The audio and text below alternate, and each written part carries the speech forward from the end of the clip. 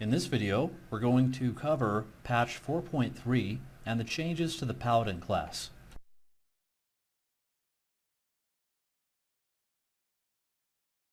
You can see on the screen right now we have an excerpt from the patch 4.3 notes for Paladins. Let's start by talking about the biggest change to the Holy Tree, and that is a change to our Holy Radiance spell. Holy Radiance is no longer an instant cast. Instead, it's a 3-second cast. I'll go ahead and demonstrate it right now. Its functionality is also a little bit different.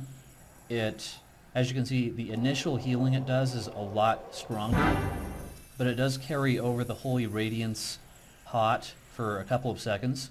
So this is really, in my opinion, a buff as opposed to a nerf. Blizzard decided in patch 4.3 to seriously nerf Seal of Insight. Specifically, when you judge Seal of Insight, it'll no longer return, I believe it was 15 or 16% of your base mana. So it's no longer as useful as a method of getting mana back. On the other hand, they did decide to buff our Seal of Truth. As you can see from the patch notes, when you judge Seal of Truth, you now benefit from a multiplier of 20% per stack of Censure, and this is up from 10%. Let's move on to some Holy Tree specific changes in patch 4.3, starting with the change they made to our very useful Infusion of Light talent. The way this works now is it will cause your Holy Shock crits to also reduce the cast time on Holy Radiance.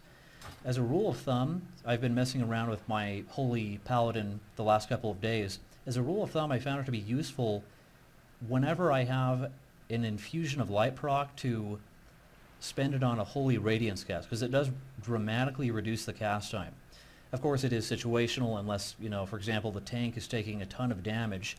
In that case, I would use my Infusion of Light proc on a Divine Light. So this is a very nice change.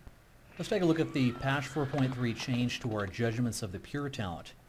The way this works is anytime you judge, two things will happen. One, it will increase your casting in melee haste by 9%, and it will also, as of patch 4.3, increase your mana regeneration from Spirit while in combat by 30%. This is a very nice change. Let's move on to the change to our Paragon of Virtue talent.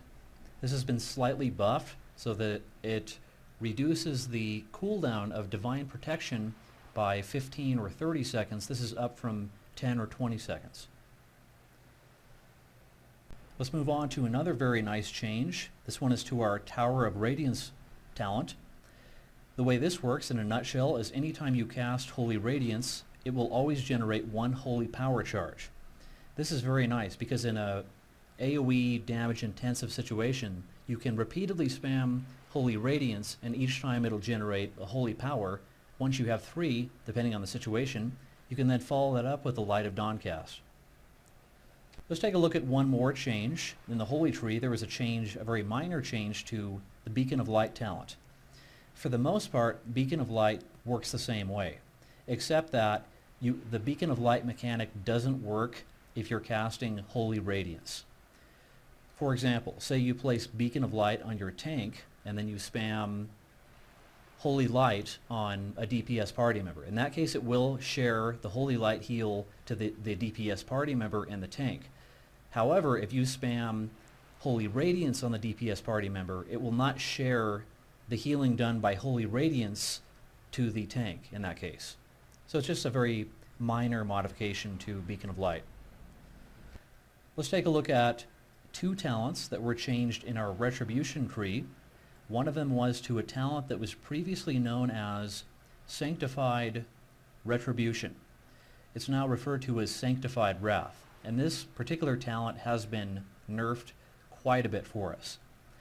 The way that it used to behave is it would increase a critical hit chance of Hammer of Wrath by 20 or 40 or 60%. Now it's 2, 4, or 6%, so that's a pretty big nerf. Fortunately for Ret Pallies, there was a buff to our passive talent known as Two-Handed Weapon Specialization. They have increased the damage by 25% up from 20, so it's better than nothing. And that pretty much wraps up the changes as of patch 4.3 to Paladins. As far as our patch 4.2 tutorial videos are concerned, they're still viable to learn from.